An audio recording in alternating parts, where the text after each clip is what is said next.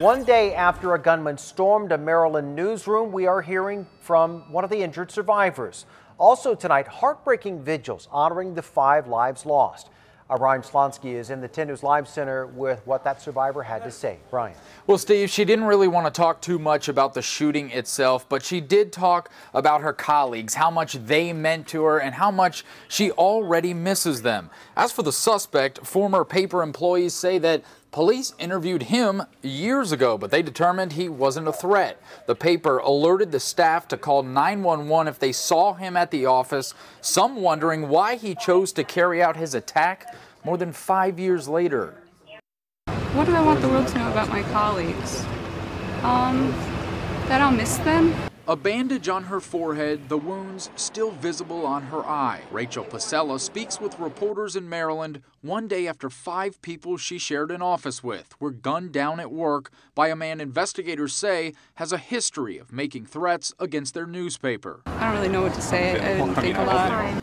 Pasella thinks, mostly she says, about how much the victims meant to her. Wendy Winters, born in San Diego, an editor and proud Navy mom. Editor GERALD FISCHMAN. He worked for the Gazette for over 25 years. So did John McNamara, a sports reporter, and sales assistant Rebecca Smith. She had just started at the paper. Then there's Capital Gazette editor and columnist Robert HIAASEN, that mentor to so many. He's the reason why I really wanted to go to the paper after college. Come on, guys, we gotta go! Tonight, a new look at the day before. First responders rushing in, chaos in an elevator. A woman upstairs shooting this cell phone video of police leading away the suspect, Jared Ramos, in handcuffs. Ramos telling a judge today, quote, "I will not cooperate." Prosecutors say he planned the attack, hunted his victims, even barricaded the back door of the newsroom so they couldn't escape. Court documents showing that Ramos was fired by an employer in 2014 for, quote, "security suitability concerns."